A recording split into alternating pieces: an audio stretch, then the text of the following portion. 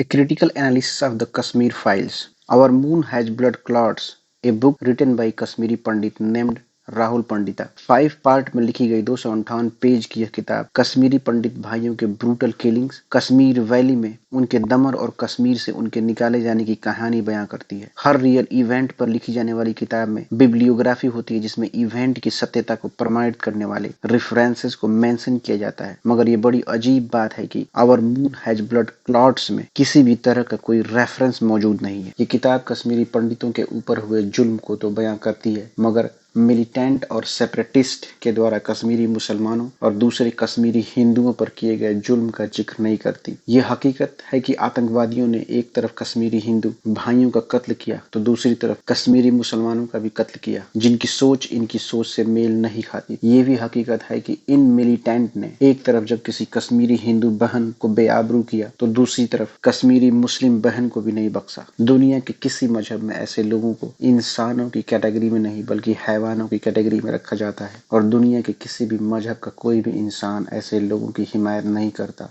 सिवाय उनके जो ऐसी सोच रखते हो। अगर इस किताब में उस दौर के हिंदुस्तान और पाकिस्तान के political rivalry, cross border insurgency, political background की वजह से न सिर्फ कश्मीर वैली में बल्कि पूरे मुल्क में ग्रेजुअली बढ़ रहे कम्युनल हैट्रेड असल वजहों के बारे में और डिटेल डिस्क्रिप्शन होता तो ज्यादा बेहतर होता। कश्मीर के माहौल को कैसे ठीक किया जाए, कश्मीरियत को कैसे दोबारा जिंदा किया जाए, कश्मीरी पंडितों को दोबारा कैसे बसाया जाए, इन सब पर तवज्जो कम दी गई है।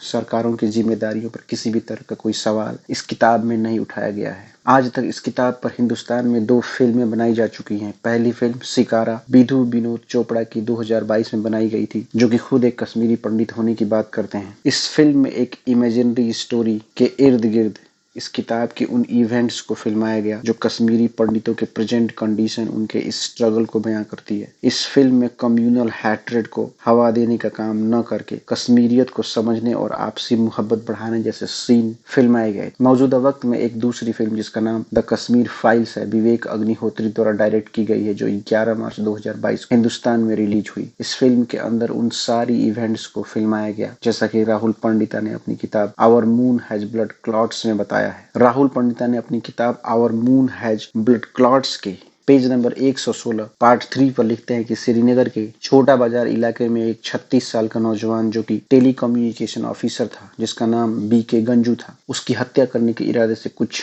मुस्लिम लोग उसके घर में आते हैं, घर की तलाशी लेते हैं मगर वो बीके गंजू को नहीं ढूंढ पाते और जाने लगते हैं। तभी उनकी मुस्लिम नेवर उन मिलिटेंट को बीके गंजू को घर में छुपे होने की खबर देती है। फिर वो मिलिटेंट दोबारा बीके गंजू को उसके घर में ढूंढते हैं और चावल के ड्रम में छिपे बीके गंजू की गोली मारकर हत्या कर देते हैं। और जब उनकी वाइफ उन आतंकवादियों से अपने हस्बैंड बीके गंजू की तरह ही गोली मारने के लिए बोलती हैं तो वे जवाब देते हैं कोई तो इसकी मौत पर रोने वाला चाहिए। इंडिया टुडे के एक टीवी डिबेट में जिसका टेलीकास्ट 23 मई 2017 को हुआ था, जब एक फीमेल एंकर और एक सुनील जी भट्ट डिबेट पार्टिसिपेंट मृत बीके गंजू के भाई एस के गंजू से इस इवेंट के बारे में लाइव सवाल करते हैं कि हमने सुना है कि आपकी भाभी को बिट्टा कराटे नाम के मिलिटेंट ने आपके भाई के खून में सने चावल को खाने के बाद जिंदा छोड़ा था, तो इस पर एस के गंजू का यह जवाब था मुझे ऐसी जानकारी नहीं है। मैंने ये सुना है कि जब मेरी भाभी ने मिलिटेंट से अपने हस्बैंड बीके गंजू की तरह गोली मारने के लिए बोला तो मिलिटेंट ने जवाब दिया कि कोई तो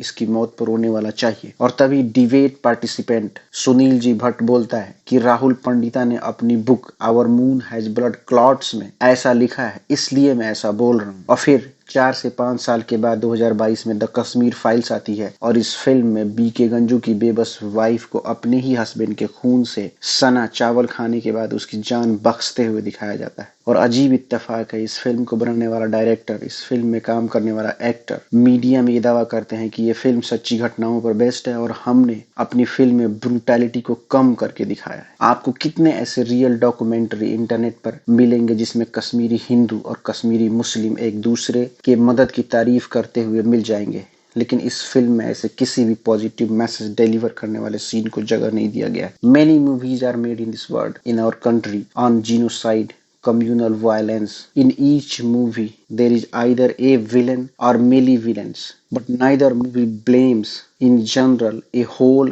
religion फॉर दैट जीनोसाइड। ये बात शायद बहुत से लोगों को नागवार गुजरे, लेकिन ये हकीकत। After 11th March 2022 in our country India, most of the people generally blaming a religion fully responsible for a genocide or a communal violence, and also trying to make a narrative.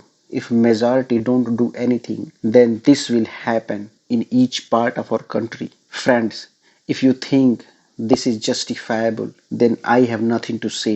It is not true that every Muslim is denying about oppression of Kashmiri Pandits, but is this narrative justifiable that each Kashmiri Muslim and also preaching of Islam is responsible for this chaos? There is no role of Pakistan affiliated insurgency. There is no role of militancy. There is no role of separatists. There is no role of extremists.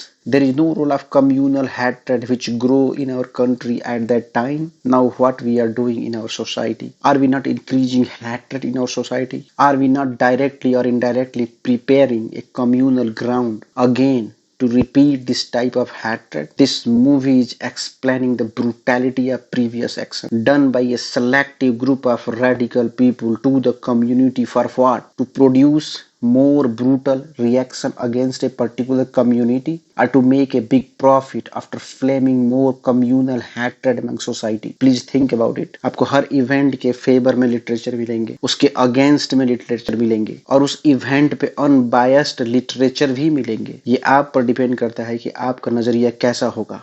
आप favour में हो सकते हो, against हो सकते हो, neutral हो सकते हो, या फिर मेटा एनालाइजर होकर सच्चाई तक पहुंच सकते हो। मजहबी नफरत से मेरे वतन का वजूद शर्मिंदा है। सोचता हूं कुछ न कहूं, पर क्या करूं, मेरे जिस्म में मेरे वतन की रूह अभी जिंदा है। Thank you.